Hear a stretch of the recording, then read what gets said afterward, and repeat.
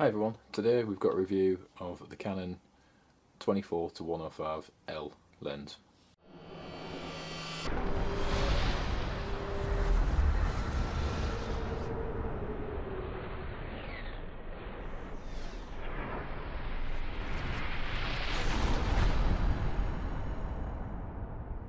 Now, as a lot of you would know, this lens was launched in 2005, so I mean it's been around a good 9 years.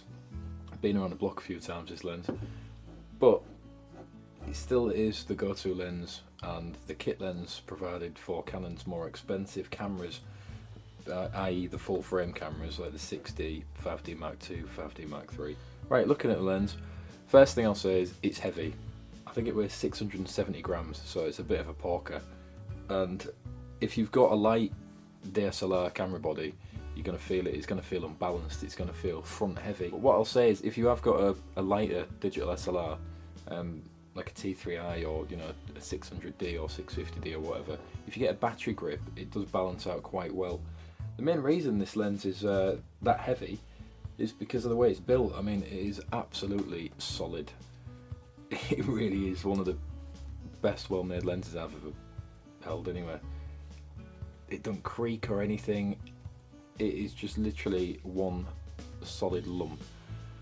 The majority of it is plasticky, but they're like really good quality plastics. Yeah. Really strong, tough plastics, and you get the feeling that if you drop this lens, it'd be absolutely fine. Right, with a constant aperture of f4, it's not the fastest lens in the world, but it is constant throughout the entire zoom range, so it gives you the flexibility of if you was using it for video, for example, it's highly regarded in that respect.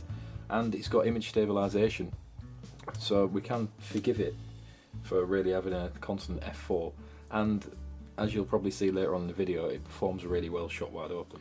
Getting on to the controls, it's got nice focusing window, got full-time manual focus, which again, that ring, it feels like it's been lined with butter or something. It is so smooth, it is a pleasure to use. The zoom ring, it is quite smooth, but it doesn't feel that smooth, and it also doesn't feel that even to turn either, if that makes sense. As I'm applying the same amount of pressure, it seems to increase in speed. It seems to be harder to zoom from the wide end, and then it zooms quicker, so it just feels a bit unevenly weighted. But, yep, this is a fully weather sealed lens.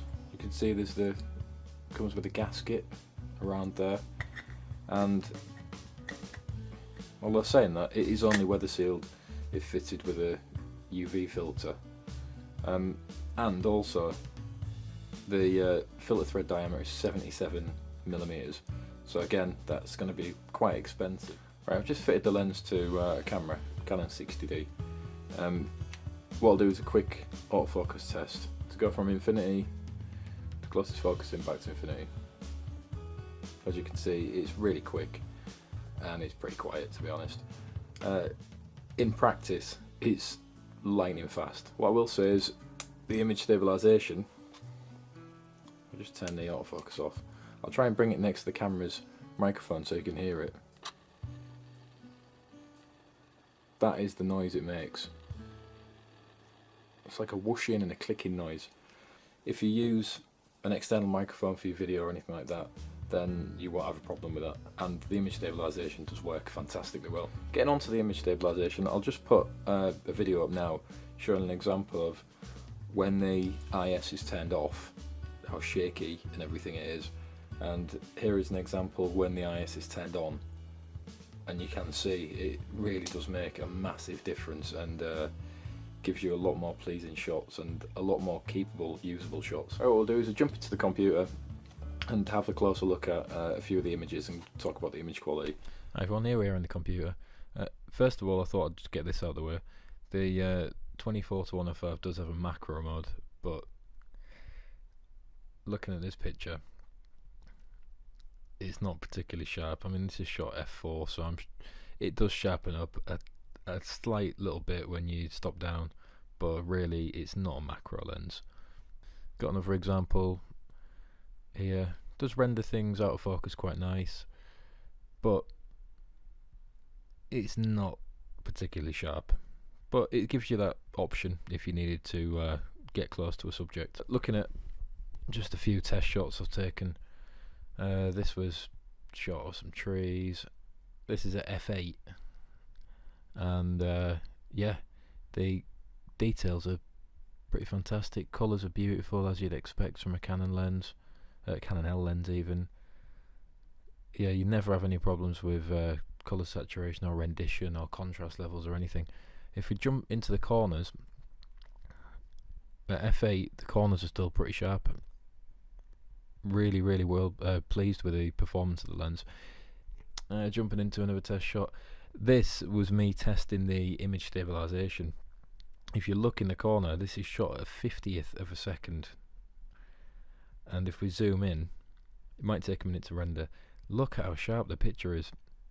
It's blown me away, to be honest, this lens, the quality. I was not expecting it. After reading a lot of the reviews on the internet and stuff, I was expecting to be a little bit disappointed with it, but f4, I mean, this is ISO 1000 as well, at a 50th of a second, that to me is just amazing quality. And what else have we got? We got some of this most pissed off looking cat in the world. Yeah, beautifully sharp. This is at 6.3. Again, handles super bright sunlight really well. There is a picture of it where there is a lot of, it's not purple fringing, it's like blue fringing. And it wasn't happening all the time, it was a strange one. But you can take this out with the correction software in Lightroom and stuff, but be aware that it's there, is what I'll say. Another one of Molly the cat. This is at a 30th of a second, ISO 1600, and again, it's beautifully sharp. I mean, I think you can even see me taking the picture in her eyes. That image stabilization for such an old lens is really well made, I think. It performs a lot better than a lot of modern image stabilizations I've used. So that is a great tool to have on a lens such as this. And get into just a little landscapey shot.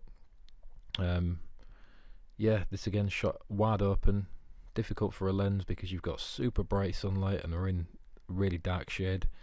It renders all the details and everything looks pretty nice. I mean, it's not super sharp around the edges here, but again, you're in a difficult lighting situation there and the lens performs more than acceptably, I think. What I've done, taken some shots at the widest end because a lot of people are concerned about the level of barrel distortion with this lens, and looking at this at 24mm, you can see it's pretty horrendous really, but on the plus side, it's easily corrected within Lightroom or whichever software you use.